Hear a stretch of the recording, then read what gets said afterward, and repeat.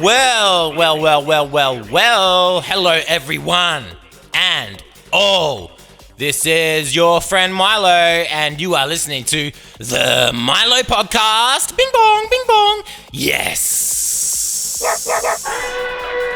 Yeah, it's episode number 41 of the Milo Podcast. Thank you so much for joining me.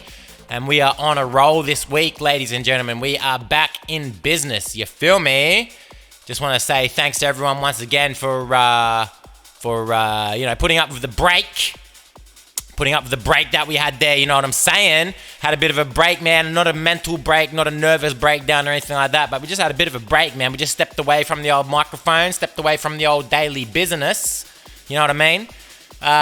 We stepped away from the adventure, but we're back on track. We're back on the road. We're back on the wagon. You, me, and a quarter to three. We're all together, man. You know what I'm saying, bruh? That is what I'm saying right here, right now. So thank you very much. Yeah, so finally moved house. You may remember in the previous episodes I was raving on about how I'm moving house. Well, I moved my house. I didn't pick the house up and move it, nor did I use any time. You know what I mean? I took the shit out of my home and I put it in another home somewhere else. You know what I'm saying? That's what's happened, right? It was a lot of effort. Nothing that I'm not used to because I've moved like 10,000 times in my life already. So, no big deal. But it was really painful because, first of all, I moved house and that sucked. And then my internet didn't come on for like 3.5 weeks. It was bullshit, bunch of bullshit. I don't know what's up with these ISP providers, man. These ISP dudes, these internet service providers, because they be fucking tripping, man. I tried to schedule my changeover of my service from the old location to the new location. I did it weeks in advance, and I set it to like the perfect date and time. And then that perfect date and time came. The old internet at the old house shut off, and the new internet at the new place didn't turn on. Uh-oh, what's up with that? Had me all tripped out, bro. I was looking at my phone, not being able to scroll, couldn't doom scroll, couldn't do all my business, couldn't do my phone stuff, you know what I'm saying? Because I'm hopelessly addicted to getting that dopamine hit from notifications. I like it when the little red badge goes there on my apps. And the number goes up, you know what I'm saying? I just like, oh, what? People want to talk to me. People interacting with me. I must be so important. I got a lot of important shit to say. I got a lot of relevant, pertinent information that be boiling and broiling up in my mind and recoiling up in my mind, right? And I don't want to soil it or spoil it. I want to get it out there and repaired before it falls apart. And I just want to share, man. I just want to share it with the people. Share what I have available of all of you people. You know what I'm saying, bro?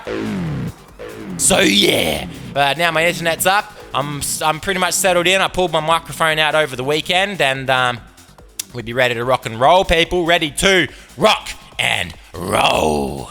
All right, first off the ranks, first off the caddy, first up in the queue, ladies and gentlemen, is I want to know something. I want to know. Tell me, who is the type of person? Do you know someone who has a personalized number plate on their vehicle? Because I want to know what type of person actually gets that shit put on their car. You know what I'm saying? Because it costs a lot of money. So first of all, I'm a broke bitch and I don't want to be paying for no personalized number plate. Because here in Australia, the way it works is if you want to get some word on your car, then you got to pay like thousands of dollars every year or some shit, right? It like puts up the registration on your car. So that's already crazy. It's like a total waste of money. People like, imagine, I guess it's sort of like paying, is it the real life analog of like paying for a Twitter, a blue tick or something? It's like, everyone's just got these generic ass handles on their car, like the generic ass fucking usernames. And then lo and behold, you see this Mr. Blue Tick coming down the street with their fucking personalized number plate. It says like Baraka 666, or it says Capcom, or it says I Heart Pussy 69, right? I guess that's like a look at me factor, a bit of personalizing your old car there. I thought about getting one myself that says Milo PKL, but then I realized I don't want to waste money on shit. And I also don't want to be, not shit like that. I mean, I do want to waste money on shit. Don't get me wrong. I'd be wasting money, bruh. Food, beer. That's pretty much what, like 90% of my fucking money goes to food that I don't need. You know what I'm saying? But yeah, so I'd be wasting money, but not on that, man, because yeah, like I don't want to be identified in the street anyway. My car is like a Goldie colored car, so it's already like, I don't know, it's pretty, I guess it's pretty generic. There's a lot of Goldie colored cars, especially from the 2000s. And yeah, like if I do a crime, I don't want to be like, someone be able to see me from 50 miles away and noticing that my pink and yellow number plate says cunt smasher on it or some shit like that. I suppose it'd probably say like QNTSM5H3R or something like, you got to get like some leet speak in there, man. You can't just have a solid word because, first of all, I think number plates are supposed to be a jumbled up mix of fucking numerals and alphabet, but yeah. So you can't just be writing on there like God of Killing or something like that. It's got to have like G0D 0. You know what I'm saying? It's got to be leet speak. You got to mix up the letters and numbers, bruh. But yeah, I don't really want to be like easily identified. If I'm cruising around the streets and I'm doing some nefarious shit, or I'd be just minding my own business, I don't have to be breaking the law. I don't have to be breaking the law or doing anything crazy, But if I'm just minding my own business, I don't want people to be like, oh, I see that guy down this route all the time, bro. He's always taking this motorway. He's always taking this street. He must work around here or whatever. Because people already can do that if they pay close enough attention to my, like, your generic ass vehicle, right? But like, if you blend in, right? You blend in. So what's the point in sticking out? Especially on these shitbox cars, because you see personalized number plates on any range of vehicles, from like the worst bombs in the world to like the most expensive luxury cars getting around and everything in between, right? So it's not just bowlers. I guess there's car enthusiasts out there that want to waste all their money on letting people know that they are soccer fan 44 or whatever, or born in 89 or whatever. Who cares, man? Does anyone out there like? I can imagine, like, maybe if you were like some kind of influencer and you're really interested in all of the attention, like you could probably use a number plate like to like, I don't know, get followers or like advertise your brand or some shit. You could have it like at and then put your Twitter handle or something, your X handle, like that could be your number plate, like follow me or something, and then have a decal on your hood that you know what I'm saying. You could use a personalized number plate to direct attention on the internet or something like that. You want everyone to know that, like, I don't know, you're putting a fucking personalized number plate on a shitty bomb fucking vehicle, like the worst car in the world. It just seems distasteful, and it seems like you're spending your money in the wrong kind of ways, man. Maybe you should save that couple of $1,000 that you're wasting on that and put it towards a better vehicle, if you know what I mean, bruh. So yeah, not really worth my time or my money. And that leads me to another point though, like expensive cars. I don't really get luxury vehicles. I might have raved on about this before, but like luxury vehicles, it's different. Like I don't understand. Like you're paying $1 million or two or however many millions of dollars, right? For like a Lamborghini or a Ferrari or a Maserati or a fucking Bentley or whatever the fuck type of car that you'd be driving around, like making yourself feel so great. You've probably had like some type of midlife crisis, realize you got all this money in the bank, the wife has left you, the kids have finished university or whatever, and now you got all this money and you're sitting alone at home crying yourself to sleep or wondering what the fuck you're going to do with your life because you already live in a penthouse, you're already at the top of the food chain in your job, and it just feels like you've conquered the world and you've got all this reserve cash, so you got to go spend it on something to make sure you're still alive. You know what I'm saying, dude? Because life gets so crushing and depressing, especially in those corporate roles, and people that make money, most people that make money are miserable, or like they're part of the system, like they're deeply ingrained in like their family or their business or whatever, which is fine because those people make the world go around. At the end of the day, a lot of those people be doing things like, providing services or lending their powers to companies and stuff that provide services that allow me and you, the common denominator, right, the working class people, to keep on moving, bruh.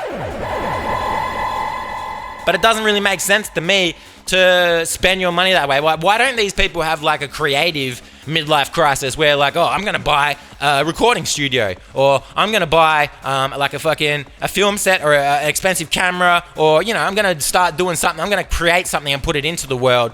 These dudes just be buying a fucking Maserati or a fucking whatever, man, And that's just like, What's the point? Because you're driving a super duper expensive car. If you ever want it to get if you want to use the maximum performance, that's illegal, man. You can't do it. And unless you're a bad boy, 45 or 55-year-old guy who's just ready to throw caution to the wind, rack up those speeding fines and all that type of shit, and potentially get your car impounded. Unless you're that type of guy, then I don't see how it's worth it. Because you got this expensive ass motherfucking super powerful extreme vehicle, and you're driving it around like a dork, man. You're stuck in traffic. You're look at me, maximum fucking statistic of your appearance is now 1,000 out of 10. It's at fully maximized critical limits, and everyone's got all eyes on you, right? I don't really think it's great to be drawing that much attention to yourself, particularly in public. Maybe if you're in the confines of the internet like me, then sure, because no one's going to come and hunt me down because I'm doing some fucking podcast where I'm just raving on bullshit. But if someone listened to this podcast and then they saw me driving around a Ferrari, then they would probably do some weird shit try to scratch my vehicle or try to fucking, whatever, post me on social media. Look, I saw Milo at the gas station. That dude, Jack Doherty, remember? He's a fucking asshole. And Jack Doherty is the streamer that goes around places with his he's a little kid, by the way. I guess he's 20, 21 or some bullshit. He's a broccoli haired dude. And he goes around on live stream. He live streams himself in public. And basically his whole shtick, his whole thing is that he takes this bodybuilding guard around with him. Usually a huge black dude, right? I'm just spitting facts here. That's usually who I see rolling around with him. And he basically gets off being violent to people. And then when they try to defend themselves, the bodyguard steps in. I've talked about Jack Doherty in a previous episode too. But yeah, unless you're one of those types of guys, a total asshole, brain dead moron, then yeah, I don't see how it's really beneficial to be average Joe, average Sam, coming home from work, being stuck on the motorway in gridlock, and you're driving your Ferrari at fucking 10 kilometers an hour down 50 kilometer stretch of highway.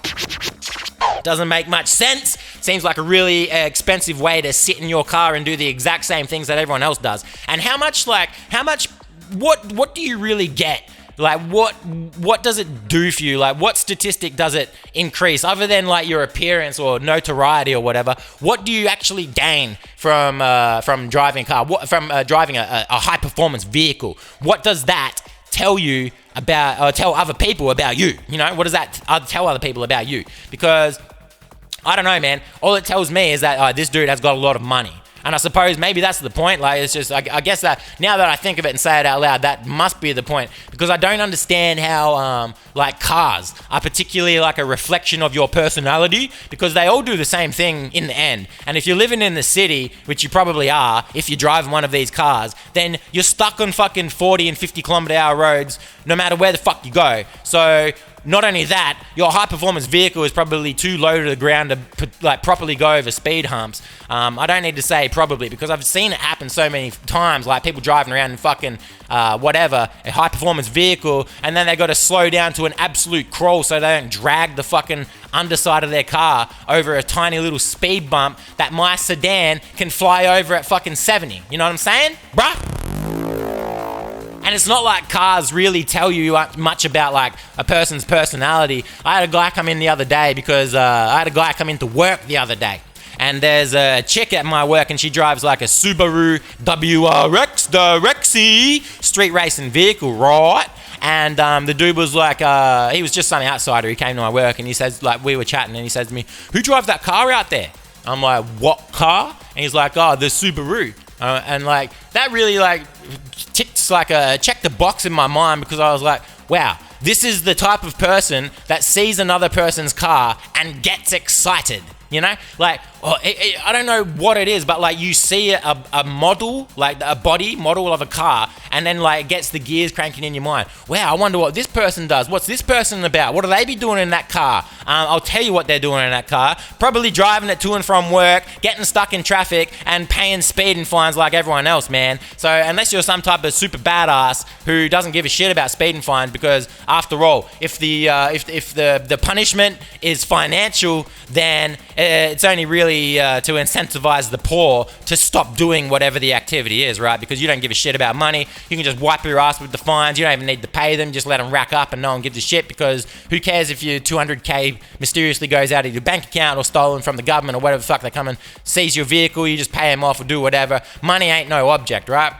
But yeah, if you're driving like a regular old shitbox like a Subaru, like that's just a normal car. It's an attainable car. It's an attainable car for a lot of people, right? But so what does it really tell you about like a person's personality? Like, I can't really grasp the concept of seeing someone drive a car, or just seeing a car parked somewhere for that matter, and thinking to myself like, wow, yeah, what's that person about? And like, it's not like, I don't think, well, I mean, correct me if I'm wrong, I'm not a car guy, but I don't think it's like, models of a guitar, where different guitars serve different purposes. Some guitars are good for rock because of the electronics, and because of like the scale length, and because of the materials that they're made out of. Some guitars are better for like heavy metal because of all this other specification. Like cars and guitars, I suppose they have different specs, but guitars, they're being used creatively in so many different ways and so many different styles. Like, can you really say that there are so many different ways and styles of driving or commuting? You know what I mean?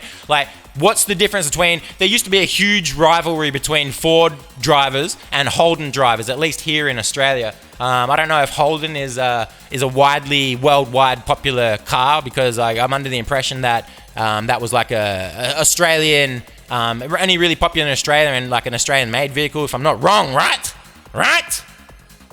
So yeah, what does it tell you about the other person? I just can't imagine getting excited about someone else's vehicle unless I was a dumb shit and I had nothing better to do except drive my fucking car around, which is not really an interest in itself anyway. Like don't you get bored of driving? How fun could it possibly be? I have to drive every single day to and from work, and it sucks. I used to enjoy my time when I caught the train or caught the bus, sitting there looking at my phone, doing my doom scroll, and like checking out what the worldwide news is happening, and like, checking up on my notifications and getting all those interactions and watching the numbers go up. You feel me? But I don't be, now I'm driving and it's miserable, and I've got to spend fucking the same amount of time driving my car and paying attention to the road as I used to when I would just sit there and actually be comfortable and scroll on my phone or do whatever the fuck, man. You know what I'm saying, bro? So yeah, in closing, I don't really understand what the difference or the hype is around all these vehicles. In the end of the day, like no matter how much money you're spending on the car, unless you're doing like illegal activities like street racing, or you're taking it out to the speedway or the racetrack somewhere, and you can actually fucking whip your car around like a fucking speed racer, then it seems kind of pointless to be caring about what people be doing in their cars. Wow, like I've never seen a car drive by and go, whoa man, imagine the things that I could be doing in that car, driving it, you know? Whereas like when I see a guitar, I think, oh wow, that one's got 8 strings, this one's got 7 strings, that's a baritone, this one's got a long scale length, and they're all for different, types of genres of music and different styles of playing and stuff like that. I don't really see how there's different styles of driving or different, like, it's just not interesting. You're a fucking moron. It's dumb. It's stupid. But have your interest, man. I'm not hating on car people. I just think it's a weird thing to be interested in. Not like, if you're the type of dude that like is really interested in the shit that's under the hood and like how they work, like, I guess that's fair enough. And I guess like, there are 4-wheel drives and off-roaders, and people need them for a specific purpose. But even you see them driving around in the city and you think like there's not a spot of dirt or mud on them. They've probably never been off-road ever in the first place. I'm from the country, man, so there was plenty of 4-wheel drives, plenty of utes, going out the fucking scrub and bush bashing and doing off-road type of shit, bruh. So yeah, there's that. But yeah, I don't really think that it really extends or lends itself to a wide variety of personal expression, unless you're just some like, hopped up car driver, hoon type guy who's like, yeah, check me out, watch me take this turn. I'm taking this turn in my neighborhood better than everyone else. Cracking the old pure blonde here, ladies and gentlemen. But you already know that because I can't keep a secret, and you already believe me because I told ya. And so I suppose if you're going to get one of those cars, you'd have to be super duper rich. Like I said, right? Money is no object. That's a phrase that you hear a lot over the years and over the span of my lifetime. You hear people say money is no object, but is that actually a fact? because imagine if money wasn't an object, and I think that's the way that we're heading anyway. Like, I believe that money is an object because I've held it, like, you know, whether it's a $5 note, a $100 note, or a 5-cent piece, or a 20-cent piece, like coins, right? Those are objects. So what do people really mean when they say money is no object? Do they mean that it's like an ethereal thing that just exists as like this sort of concept, you know, on a hard drive somewhere? Because that's the way things will be going, man, with the crypto on the blockchain and all that type of shit. First of all, it started off when like people putting all their money in credit and bank accounts and stuff like that, and just using credit cards and stuff. Now it seems like money went from being an actual object to being like this intangible concept, and now that's even just expanding and getting even worse with the introduction of crypto coin, which is supposed to liberate people around the world from their fiat currency and you know, elevate them up to like some type of international level where they can trade with anyone, right? That was the idea of Bitcoin as it was sold and as it was spruiked back in the day when Andreas Antonopoulos, I think that was the dude's name. Am I right on that? Let's check that, man. I want to fact check myself. Andreas Antonopoulos, is he the dude that was a Bitcoin god type guy? Greek entrepreneur. Yeah, British Greek Bitcoin advocate. There you go. You see, back in the day when the Joe Rogan podcast used to be good, and don't get me wrong, I'm not a hater of Joe. I think he still has good episodes now and then. Joe can do what he wants. He's put in the effort. He's put in the hard yards. You know what I'm saying, bruh? If he wants to fucking do whatever with his podcast, then so be it, man. I'd do the same thing if I got $200 million, but I don't see this podcast getting that anytime soon. Maybe 1 million. Maybe 1 million. One day I might make $1 million off of this stupid ass bullshit. But until then, I'm just gonna, you know, keep wiping my ass with my hand to save on toilet paper fees, right? But Andreas Antonopoulos, he was the dude that came on Joe Rogan many years ago. I think he might have had 1 or 2 episodes actually, and he spruiked Bitcoin. He was saying, like, you know, it's exactly as I just described it. He was the one that came, well, at least I don't know if he came up with the concept, but he was the one that was like really peddling the idea that these crypto coins, cryptocurrencies, were supposed to liberate people from their national currency, or from their fiat currency as it's called, I guess. I don't even know what the definition of fiat currency is. I know that a fiat is a type of car that you can drive, right? And maybe if you have enough fiat currency, then you could afford an expensive fiat car. I don't even know if fiat is an expensive vehicle or not, though. Let's find that out too. Fiat car price. Fiat car price. I don't know. It looks like they're cheap actually. So maybe Fiat's a shit. Maybe Fiat's a shit. See, I don't know anything about cars, just like you don't know anything about guitars, okay? So now we're even, all right? Don't go trying to hunt me down, or like don't fucking, okay, put it in the comments. Make a hate comment now. Milo, you don't know anything about cars, because it's the truth, all right? And then I'm going to respond to that comment, okay? Go put it in the comments right now. I want to hear what you have to say about cars. Tell me about cars, everyone. I want you to put it in the comments. Tell me about the cars. So yeah, money's becoming less and less of an object. It's just becoming more and more of like this fucking intangible, ethereal type thing. Even like one of the crypto coins is called Ethereum, probably because it doesn't exist. I'm not a believer in crypto, man. I just don't care about it. Like people say they make money off it, but then they don't have any money to show me. They just got this Bitcoin in some fucking phone somewhere or whatever, right? And then they never do anything with it. I got some friends that are into crypto, and they've done that type of thing. They reckon that they've made money, they've gained money, and that they've saved money. But show me the money, man. I want to be like Jerry Maguire up in this bitch. Show me the money. Isn't that what Jerry Maguire said? Tom Cruise, baby. That's what I'm talking about.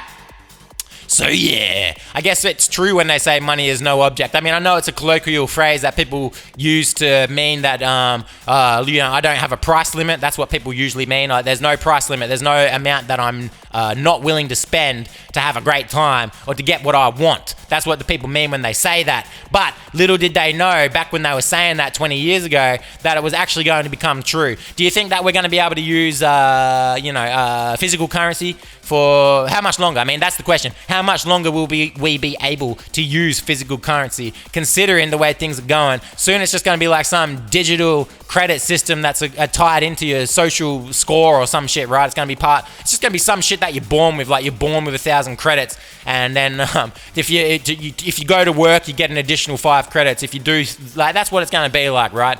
So money is going to go away. There will be no personal freedoms in the future once AI has come for all our jobs, and AI is probably smart enough to manipulate the blockchain in ways that we can't even, fucking think about or realize in the first place, right? You know what I'm saying?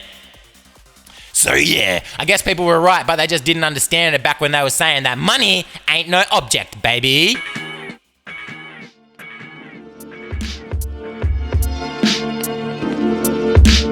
People think they know me just because they know my name. I see their mouths move, but I don't hear what they say. I'm lost up in the distance, pretending I'm invisible, completely indivisible, original individual, explode like a hydrant. One by one, Milo taking out the tyrants, shooting them down with my wireless devices. I got them in all sizes. I take a whole sample and I chop it into slices. I was engineered by precise gene splices, alien DNA. I'm calling to my home world. I don't know where I'm going, but I'll tell you on arrival. The hydrant overflowing and cleaning up my rivals. Holla back, gang, we disciples. Hit you from a couple miles with the sniper rifles. We doing everything and we switching up the styles. Execute the hate, no need for a trial. Spaceship crash land, falling in a spiral. We penetrate the atmosphere, populate the solar system, interplanetary species taking over all you bitches. Fake Ray-Bans and torn up shoes. Nothing on my body costs more than $10. We don't need money, that's freestyle, holla. We just about the music and that's the code of honor. Connected by the phone, Milo in the zone. Don't know where I'm going, I just follow my nose. Never had a problem cause I never had a home. That's why I spend most my time alone. It's a brave new age, but it don't really change. People still rage, caught up in the pages. We gotta free our minds and break down these cages, cause most of the human race still slave to minimum wage.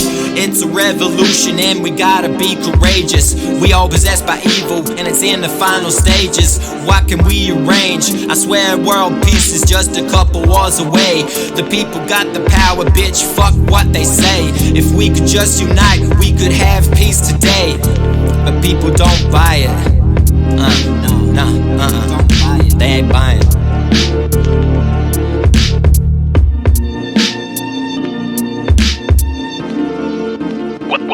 Welcome to the Milo Experience.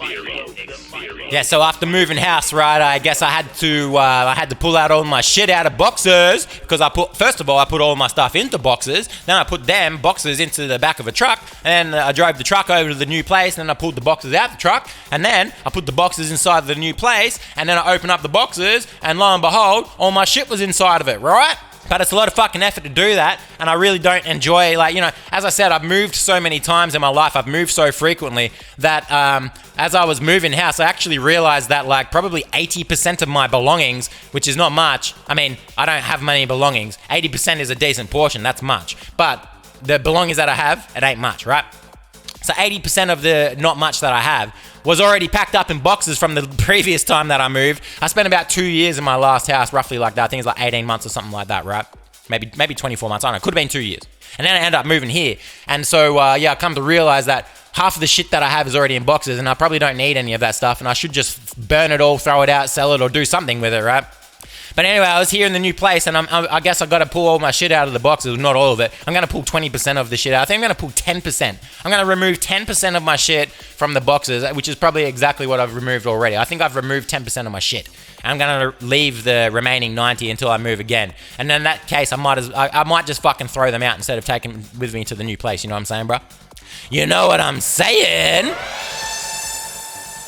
But yeah, as I was pulling shit out of boxes on this side, I've got to fill up my empty ass closet, bro, with shirts, duh. And so, I got to put the shirts on the coat hangers, and I got to put them in my closet. And I realized, I've got all these coat hangers, and they're made out of all different materials, right? Like some of the you got your generic. I wonder if they're like different classes or different. The question is, what is the point of making coat hangers or shirt hangers, right, out of different materials? Because I'd be having wood coat hangers, wooden. That's a rare one, I think. And then there's like iron coat hangers, or like just metal ones, right? Maybe they're aluminium, I guess, but like those metal ones, you can get them like the galvanized finish, where it's just like a grey steel metal looking coat hanger. Like it looks like a TV aerial kind of thing, except it's not chrome. TV aerials tend to be chrome, right? But these ones are like galvanized. They've got a matte finish, right? Or then there's that, like as I said, the wooden coat hangers, and sometimes you can get the wooden coat hanger that's got like a coat hanger cozy over the top. It's like a frilly or soft material or fabric that covers the coat hanger. You can slip it on and off, and you can actually wash that, right? And then there's the other types of the generic. I think the most common, most generic type of coat hanger is the plastic one that you originally buy the clothes on or find them in the store hanging on the racks. With these plastic ass coat hangers, man. But it got me thinking, like, there's always different types of coat hangers. I wonder if I've missed any, by the way. Is there other types of coat hangers too? I think, like, one's made out of just basically metal, plastic, wood. I've got the feeling that I'm missing another type of coat hanger. If you're a coat hanger expert or you know more about coat hangers than I do, put that down in the comments. I'd love to hear what you have to say about coat hangers, because it got me thinking, man. Yeah, what is the point of making them from different materials? Because, like, are they supposed to serve different purposes? I was imagining, like, imagine if this shirt, like, material was made out of like a certain type of polyester, and a chemical reaction interacted with the galvanized steel and made it rust or like change the color of my clothes or some shit.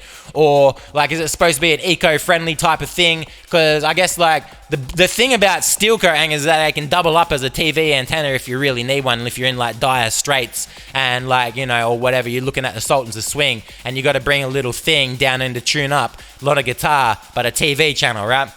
But then, like, I guess like it might be for maybe the wooden ones are more eco-friendly. Like, if you're making steel coat hangers all the time, I suppose that you're polluting the earth and shit with like hard metals and like smoke and stuff that would be smelting the metal in the first place. But then again, if you're chopping down trees to make coat hangers out of wood, then that doesn't sound very eco-friendly either. Not to mention that the wood will deteriorate, in theory, I guess, will deteriorate quicker than the metal or the plastic coat hangers. But plastic coat hangers are rather fragile, right? They can get snapped or chipped and break easily. I guess there's that. But then again, I think about, like, there's been some weak ass wire coat hangers. That's the way to think of it. So that's another type of coat hanger. You can get one that's like a thin wire, right? Thin wire. And they got that plastic coating over the top, like an enamel. You know that one? That type of coat hanger? So that's at least 4 different types of coat hangers. If you consider like a naked wood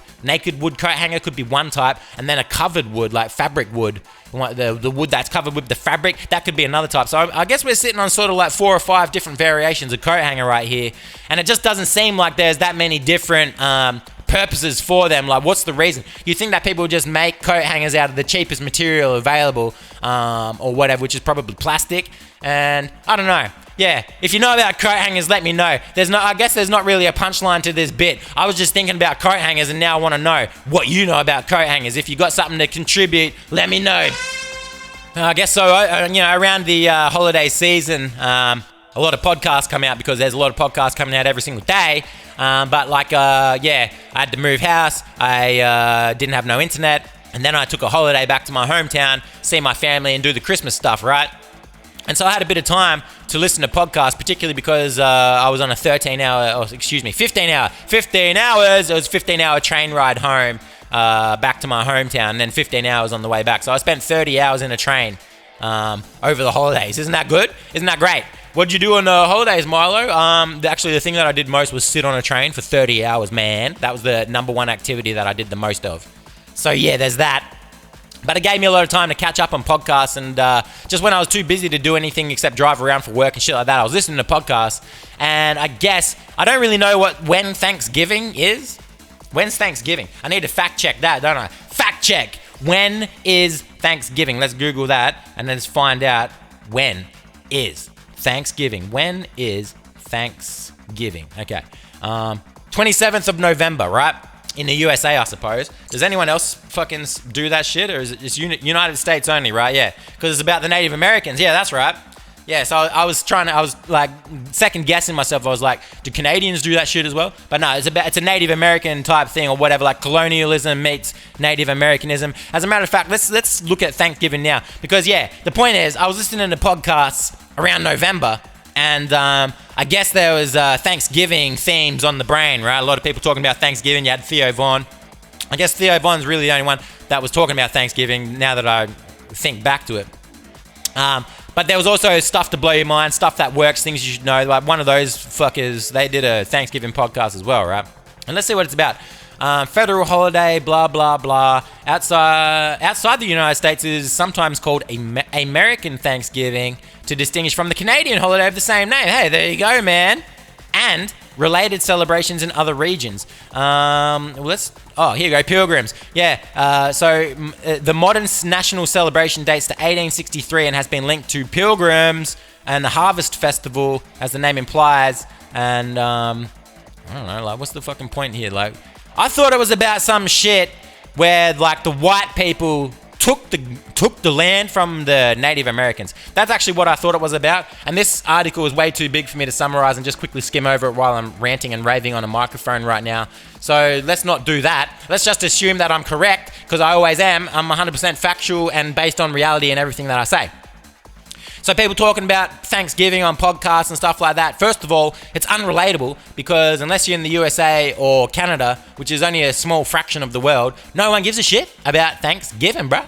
But everyone be talking about Thanksgiving, and it got me wondering, like, no one ever mentions Thankstaking, do they? It seems a little bit imbalanced. I think if people started, like, we should probably start, maybe the nations that don't already celebrate Thanksgiving could instate some type of Thankstaking. Like, I'm talking about the UK, Russia, Australia. We don't have these Thanksgiving.